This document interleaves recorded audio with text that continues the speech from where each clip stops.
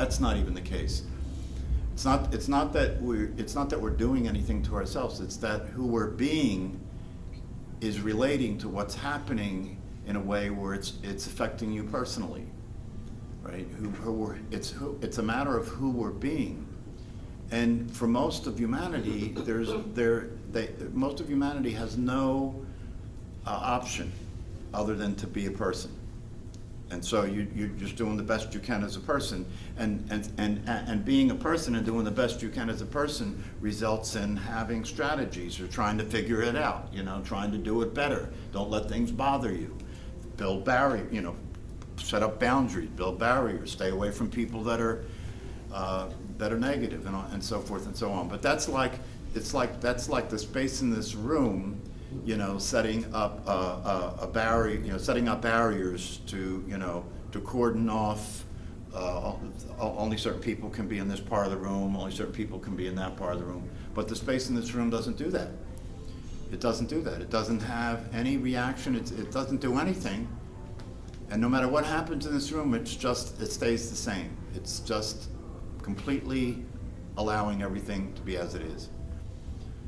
So it's understandable that because when you get involved in this, and I've said this before, but it's worth repeating. When you get involved in this, when you start to pay attention to this, when you get into this conversation about the possibility of experiencing who you really are, the you that's getting into it is the you that has considered yourself to be a person, and so you don't have any other place to come from. So you hear this as a person, and that's why, even though what's being said is you're not a person, your awareness, you won't even notice that the listening that you are hears it, that you're a person that's aware. So you're a person that's aware. That's the listening that you are will hear that, because it's a person listening. So the person listening hears what the person hears, and the person listening hears, oh, this means that I am aware. I am aware. And so then the person wants to be the awareness. But one of the things that has to get dealt with in order for the realization and the experience to occur is there has to be a recognition, and what has to get dealt with is that the person that considers itself to be aware, the person that wants to be the awareness, when they hear this, because it's so appealing, they want to feel better, they want to be free, right? They don't want to suffer and so forth. That person doesn't exist. That's the point. That's the point. It's a relatively simple thing, but you really have to apply it to your experience. You have to really apply it. You have to really look. See, the thing is this: unless you look for yourself, it's actually an interesting way of saying it. Unless you look for yourself, right? Unless you actually look and see directly what's actually so, you can continue to maintain your beliefs about it. You can continue to listen to the voice in your head tell you what's so, or you can continue to try other ways of dealing with what's happening and dealing with your life. But if you do look at what's so, what there is to see is there's what's happening, and this is really all you have to do to see the truth. There's what's happening, and then there's the awareness. There's awareness and what's happening. Is that not the case? If you look, is that not the case? There's the awareness, and then there's what's happening. There's the awareness, and then there's an emotion. There's an awareness, and then there's thinking. There's an awareness, and then there's behavior, right? But that's what's there, awareness and what's happening. And as you continue to understand non-duality, right, maybe the third phase, right, the second phase is wanting to be the awareness, right?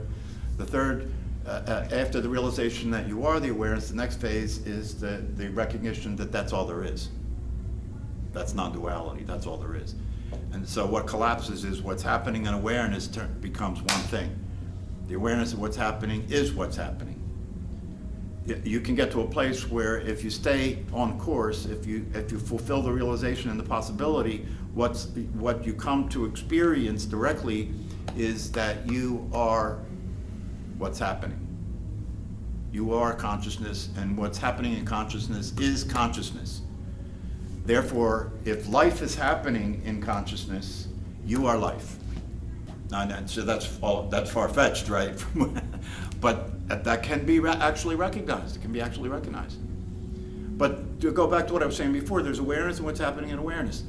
And the reason I'm emphasizing that is if you look and see that's so, then where is the person?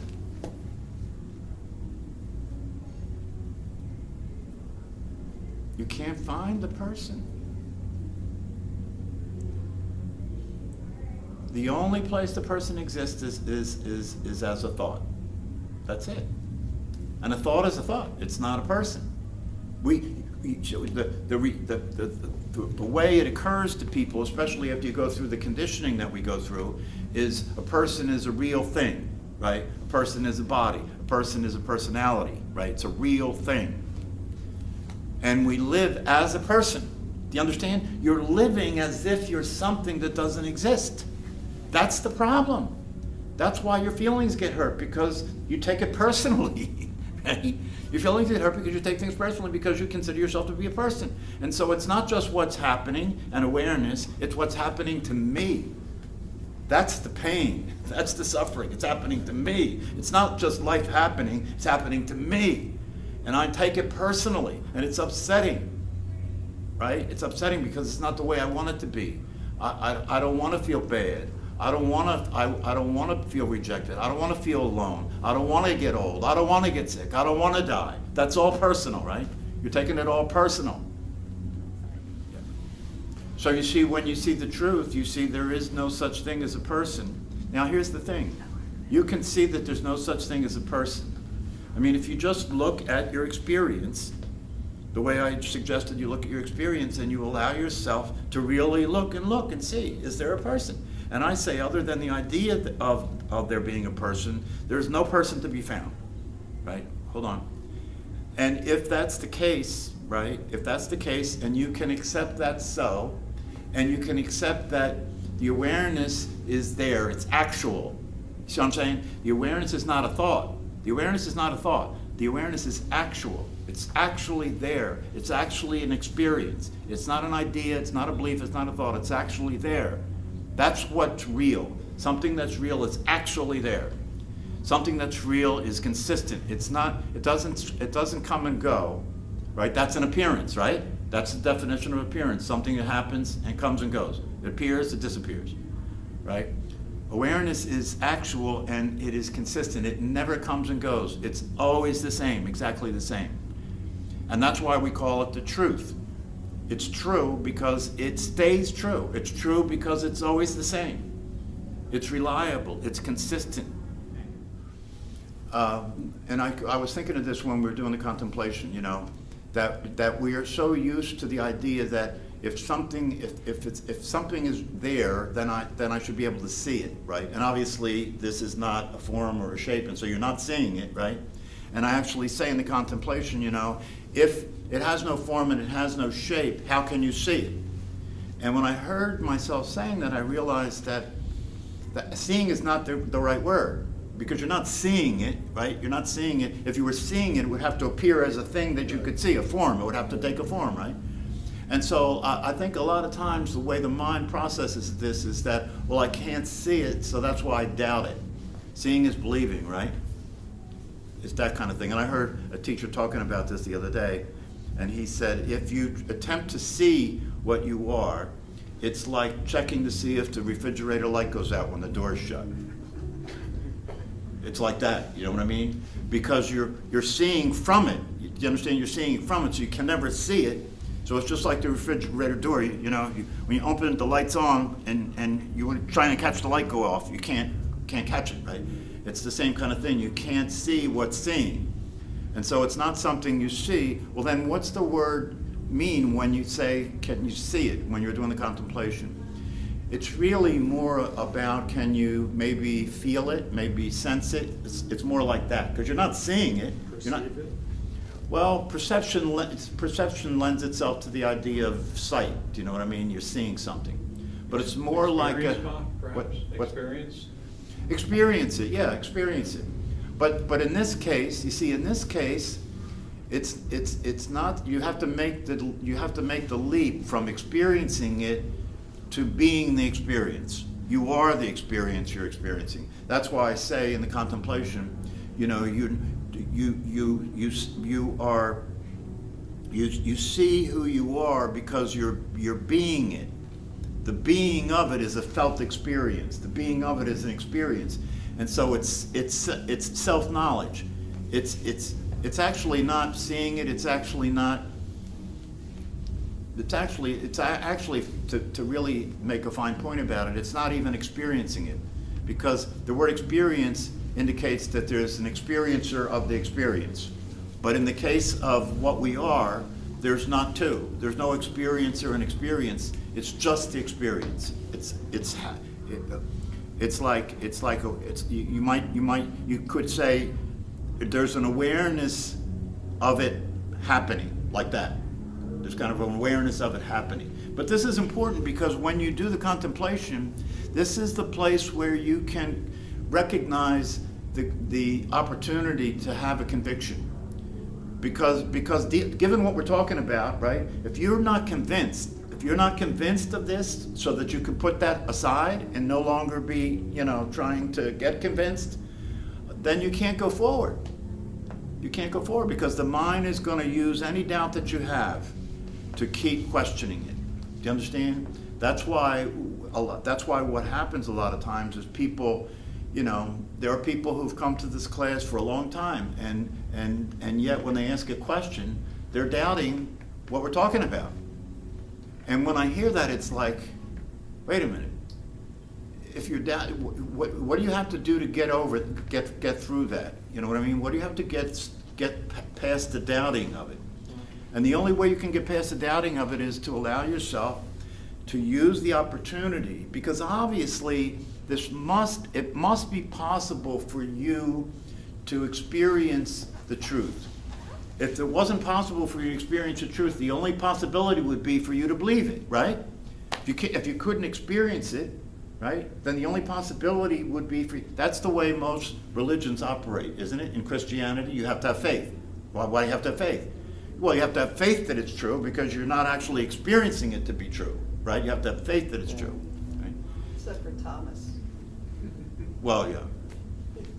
But what this is saying is, no, you don't have to have faith. You don't have to believe in the truth. You don't have to believe that you exist. Because that's basically what we're talking about. You don't have to believe that you're real. You don't have to believe that you exist. There's nothing more obvious than that. It's the most obvious thing there is. The most obvious thing there is.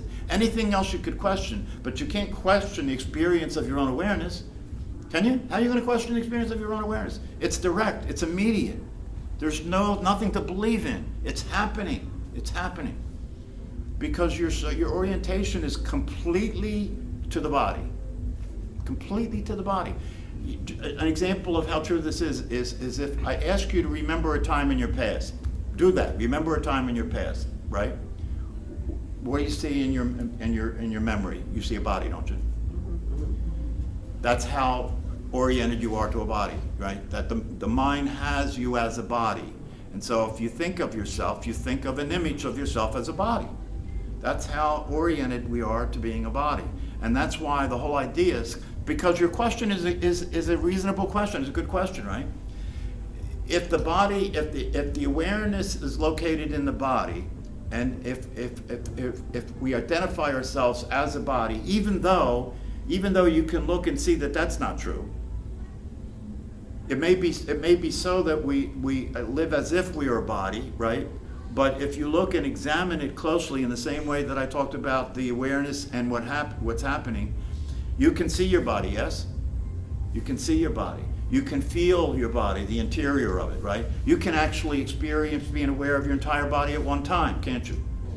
So you must not be it because you can't see something that you are. You are it. There's no place, there's no distance from which to see it.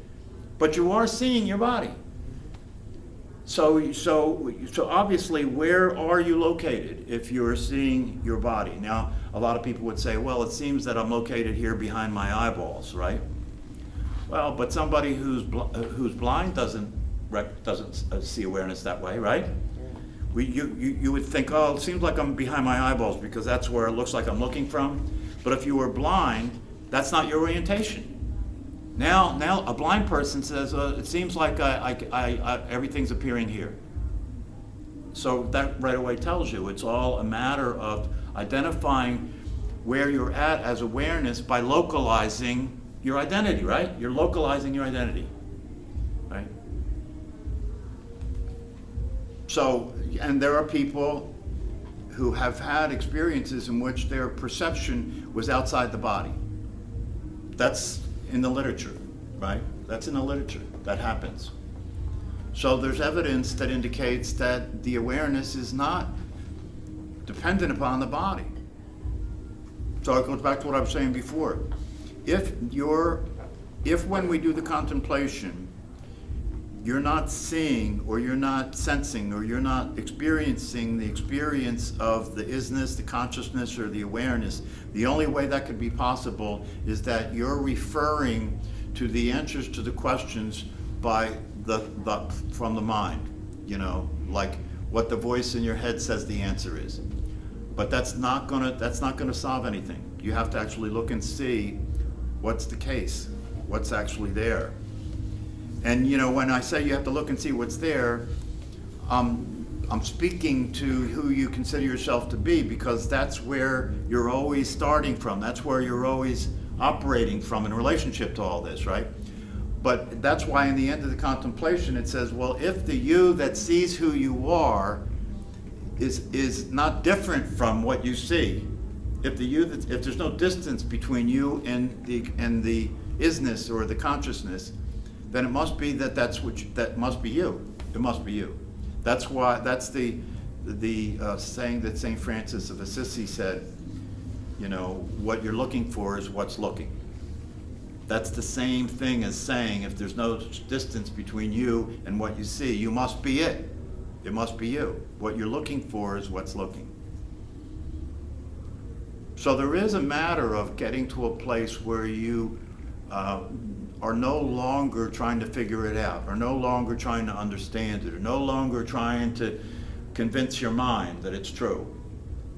You have to get to that place before you can authentically and legitimately move to the next place, which is, okay, now I gotta, so the first question is it true? Then the next question is, it's not, now, for the first question, is it true? And then the next question, if that's answered and the answer is yes, and then the next question is, how do I experience that I am that? That's the next question. And we talked about that here, right? And the answer to that question is, you don't. You don't experience that you're that. You never will experience that you're that. Because the you that wants to experience that it's that is the problem, because it doesn't exist. You understand? You see how it keeps coming back? Yeah. You see, if I talk about how will I experience that, you're on board, right? You're on board with that, right? I perked right up. Yeah, you perked right up because that just shows who you're being. You're being the one that wants to not be that one. You're being the one that wants to be the awareness. But the only way you're going to be the awareness is to let yourself get clear that you are. You're not going to be it, you are. I find I have to keep talking myself into it. Yeah, but you see that? Reasoning, oh yeah, well, Yeah, I'm me aware. too. If I wasn't aware, I wouldn't be having this experience, so I must be aware, and I just like try and talk myself into it, but I'm just conceptually trying to understand it, when I know it's not the way you're gonna get it. Okay, so if you know that, right? Stop! But then if I don't, then I get caught up in life and being the person. Yeah, but that's all I right. feel like I have to keep, like you say, keep bringing yourself back to awareness. So it's like, okay, well, yeah, I'm bringing myself back to awareness, but But you see, you can't successfully engage in that process of bringing yourself back to awareness until you've got a final conviction about the first part, right? Which you Maybe said, I that's keep the having to problem. talk myself into it. right. I think that's Well, right. if you have to keep talking yourself into it, then you're not convinced yet. But then you say, but I know that I can't convince myself that way, right? I know that I'll never succeed in talking myself into it. And so then the solution to that is stop. Just stop. I keep Because what listening you to Rupert mean- Spire, I think What's I'm- that? I keep listening to Rupert Spire, I think I'm gonna understand. Well, it, see, and but that's then one of the, I'm that's, gonna- like I said before, the Rupert Spira conversation is the one where people are mentally getting answers to questions and trying to, develop a deeper and deeper understanding with the idea that if I understand this deep enough, if I keep getting questions answered and I keep getting more and more clarity, that something will pop and I'll be it. But that's never gonna happen. That's never gonna happen. And so so you really need to deal with that so you can move on to the next thing, you see. But you said it, what you said is true. But I realize I'll never succeed in talking myself into this, Like, right? you don't get it by learning, and you don't get it by meditating, and it's like, Reading. what's left? Yeah, what's left? Give Good up. question. I What's know, you left? said give What's up. left? Nothing's left. I And you know know. why nothing's left? Because you're already it. I know, I know. Nothing's left. But you see, you keep falling into the trap. You keep falling into the trap. So what is the trap that you've gone back into the person? Is that the trap? Well, the trap is that you keep falling into the trap of being a person trying to be the awareness. That's the trap. Trying to be what's already true. That's why if you get to the resolve, that I don't have any doubt about the idea that I am awareness. Now I don't have to become it. I am awareness. Now, okay, I am awareness, but still I may not be experiencing myself that in my daily life as I go through my life. I keep being a person. Of course you will keep being a person. What are you going to be? So the thing isn't not that you're not going to be a person, but you know that's not actually what you are. That's what you're being in the game we're playing of life. That's all. And because you're in because the expression of the awareness that you are is being expressed in the form of a person, that doesn't mean you're a person. See, that's the thing. So the mind will come in and say, "Oh, you don't get it. You must not get it because look at you. You're being a person. You're having reactions. You're having emotions. You're listening to your thoughts. You have desires. You want things. This is all indications of that you're not the awareness." That's how easy the mind has control, right? Because it can immediately, as you say, talk you right back into identifying with the person. But if you recognize who you are, it doesn't matter what the mind says. That's why I say one of the things that has to happen for you to begin to really have your feet on the ground and begin to actually have a consistent experience of the truth of yourself is you stop referring to your thoughts as a way of knowing things. Because your thoughts are coming from a program that's programmed and organized to keep you as a person. And so if you refer to your thoughts are going to be the thoughts that keep you as a person. They're going to be personal thoughts, the thoughts that keep you as a person. But they can happen, so you can have the resolve and the clarity and the finality and the conviction of what you are, and those things can still play, and it doesn't matter anymore, right? Because the audience they're playing to isn't buying it now. That's what has to happen. The audience that it's playing to isn't buying it now. It's not interested anymore. It's not following what's being said. Now that doesn't mean it's never paying attention to anything. See, this is where it gets a little complicated. That doesn't mean it's never it doesn't mean you're never paying attention to any thoughts, because many thoughts are just practical thoughts, right? When when you're driving a car, stop at the red light, when you get up in the morning, brush your teeth. So it's not that you don't pay attention to those thoughts, and that's not a problem, right? But the thoughts that say that, that life should be different than it is, that people should treat you a certain way, that's the insanity. That's the insanity. The thoughts that are the thoughts of a separate person, right, who's got feelings and is afraid to get their feelings hurt, and is afraid to take risks, and afraid of the virus, and afraid of the president, that's all the suffering. That's all the insanity. So those thoughts you begin to recognize, and you don't identify with that anymore. You just let it play, and your attention, it's not taking your attention. It's not getting your attention much anymore. You're not that interested in anymore, because you're not that, right? Right? It's just like somebody who's an actor playing a role in a movie, right? And they come home from the set for the day, and they're at home with their family, and they start being the role they were playing in the movie. you understand? Sure. That their wife will say to them, hey, wait a minute, you're confused here. You're not that person, you know, you're the person you were before you played that role. And then the person has to go, oh, that's right. And now they're not interested in continuing to be in the act anymore, and they switch to being the real person. It's the same thing. You're not interested in being in the act of being a person, living in the life that person had, with that conditioning and that way of seeing things and those reactions and that way of being and those desires and those fears. You're not interested in that anymore. You see how small it is. You see how limited it is, and you realize that unless you give that up, it's going to create suffering for the rest of the life that you're in a body. And that's the thing you have to really get clearer. Unless you give up your attachment to the idea you have of yourself, then things are not going to get better, they're going to get worse. And they're going to get worse, and the alternative is that doesn't have to happen. The alternative is that doesn't have to happen. But you have to deal with the programming in your brain, and you have to deal with the tendency and the bad habit that you have of being related to thinking as if thinking is to be trusted all the time. As if you're thinking, as if thinking is not just thinking, but it's actually a perception of reality. Thinking is not a perception of reality. You have to break that habit. You have to start giving attention to awareness. You have to start trusting your awareness, because the awareness is what actually knows. You know, when you know something, right, that which knows is awareness. Think about it. Now, I'm asking you to use thought now, not to let it use you, right? But contemplate it. What's knowing what I know? What is knowing what I know? Do you ever think about that? What is knowing what I know? Knowledge. No, I'm not saying what is it that is being known. What's knowing what's being known? Say your brain. Well, your brain may be able to collect information, but what knows the information? Your intuition, Your mind.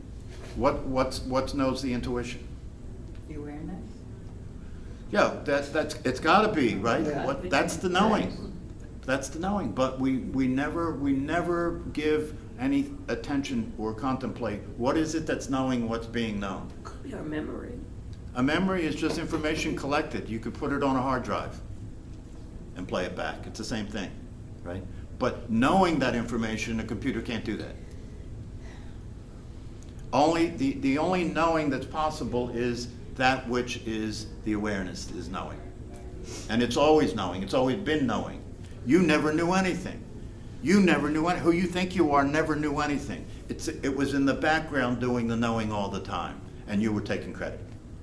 But you can't know anything because you don't exist. There's no such thing as knowing, things just are. Well, but but the are that they are, right, is known. How do you know if things are that they are? Well, you see, when you say how do you know, the operating word there is you. Who's the you? You. How do you know? Okay, folks. See you Sunday.